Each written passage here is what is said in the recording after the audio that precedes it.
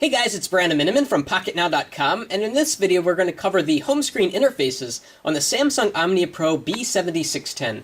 Again, this device is just like the Samsung Omnia 2, but it adds a nice slide-out keyboard that we've been finding to be really excellent. It has a lot of surface area, which makes it really easy to type on. So we're going to start with the TouchWiz interface that we've seen before, then we're going to cover the new interface, the more professional interface that Samsung has added to this device that I think is one of the best home screen interfaces that is out there. So let's start with the TouchWiz interface. Of course, we have our list of widgets on the left side here, and we can drag and we can drop them, and they all do different things. For example, this is a photo viewer. You can flick through the photos on your device and bring it back. We have a music player, a volume changer. Again, we've seen all these things. You can get the weather on your home screen, and it says that, this is going to use data charges, and you press OK.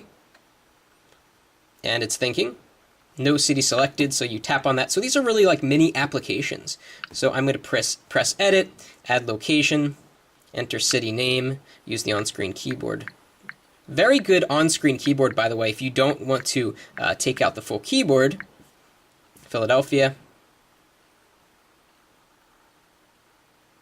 By the way, the contrast is fantastic on this AMOLED display. It also is very good with power consumption. The device has been off the charger for well over 24 hours, and it's at about 75% battery life, which is really fantastic. So we're going to go to here and close, and now we should get the weather for Philadelphia.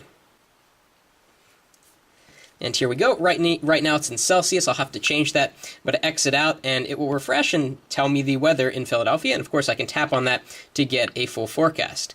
Let's bring this back over to the side. Also on here we have stocks, we have Yahoo, a quick way to search Google and to launch Google Maps.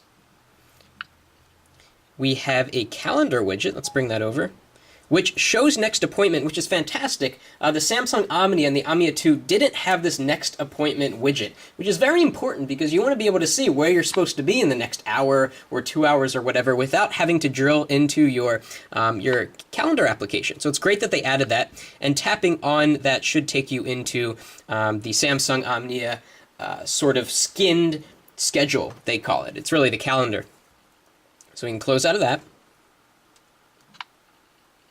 Bring it back to the side. We also have widgets for Picasa and for Flickr. We have this strange looking smiley face, which is actually just a link to Friendster. So let's get out of that. The device is very fast, as you can see. It has an 800 megahertz processor, which really helps. We have a link to Facebook. We have a little widget here that just tells you what carrier you're using right now. And as you can see, I'm getting Edge, not 3G. This doesn't have US 3G bands. We're not sure if this is coming to the US. And what they added with the Samsung Omnia 2 and this device is multiple home screens. So we can swipe to the right and get a second home screen. Maybe you want to use this for work, and another home screen over here. So you get a total of 3, and you can customize the widgets for all 3 of these home screens. And down here we have some other buttons, really links that we can customize. If we press on the gear button, we can add our favorite program. If we press the plus button, it will bring up a list of programs on your device. So we can add ActiveSync, press OK. Now we have all of those there. Now, something that's kind of annoying is that the widget placement gets all crazy when you go into landscape. It doesn't organize it in a very intuitive way. So right now I have images below this sort of SMS, email, and call history. And if we flip open the keyboard, things just get jumbled on the screen. It looks really bad. It's a shame that they didn't find a way to sort of deal with that a little bit easier. Okay, so that's the widget interface. Let's take a look at that other interface that I talked about that I think is probably one of the best home screen interfaces that I've ever seen. We're going to go back into Display and go to Items on Today. And we're going to uncheck Samsung Widget Plus and go to Samsung Today. This is a very old school style of arranging things on the home screen, but it has a lot of functionality and a lot of customizability. So let's get back. So what we have here is sort of various modules that you can add and customize. So I'll sort of start from the top and work my way down. You can customize this. I'll go through that in a second. We have the time, which is pretty basic. We have a way to quickly search Google, which is nice. We have another module here for memos, which is quite neat. So I can tap on a memo and see what I wrote. I was just drawing before. This is the memo application. It's quite neat, actually. So if we go backwards to the home screen and we tap and hold, we can go to New. And you can either draw something or type something if you want to say, remember the milk. So we can change this to text mode, tap on the screen, flip open the keyboard, and say, let's see, remember the milk. We're typing in pink text right now. Okay, and click Save. And it says it has been saved.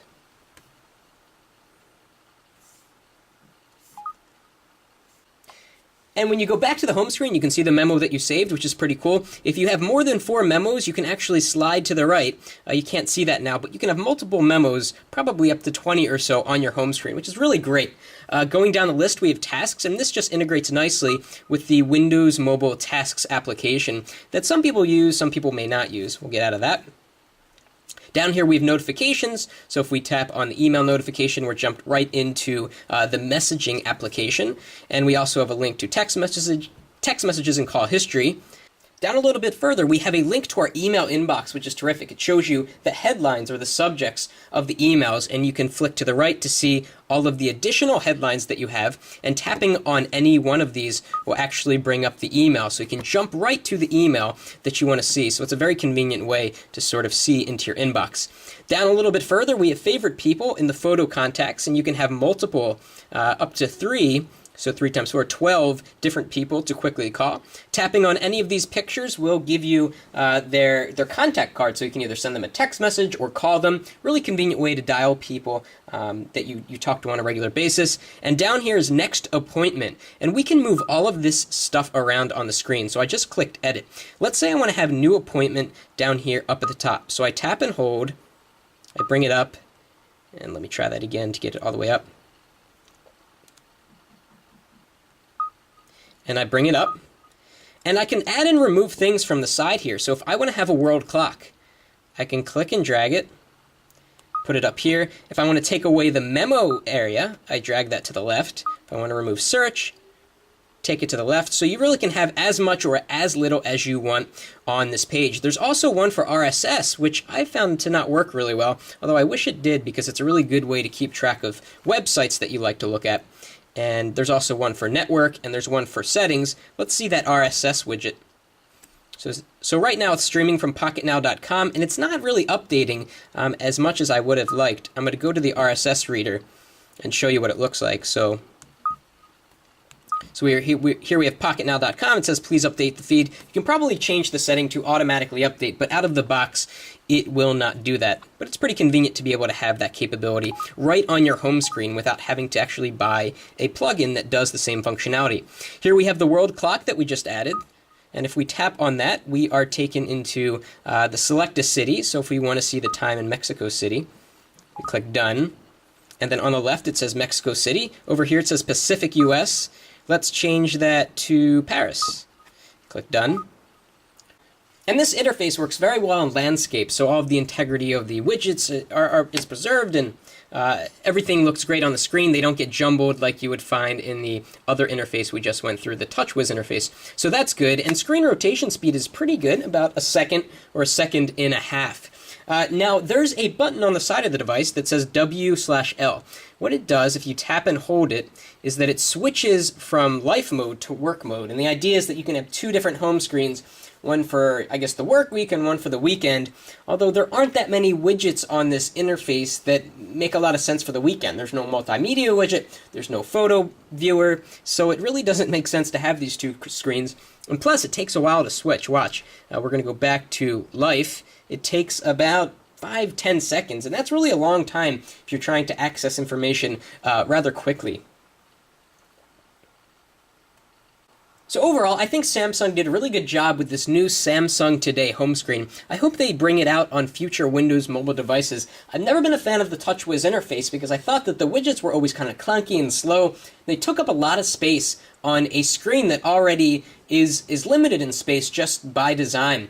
So we're happy to see that for the Omnia Pro, there is this new home screen interface. Coming up soon, we'll talk about the built-in settings and all of the programs that come with this device. Be sure to follow us on Twitter for more on the Omnia Pro B7610. It's twitter.com/PocketNowTweets. That's it for now.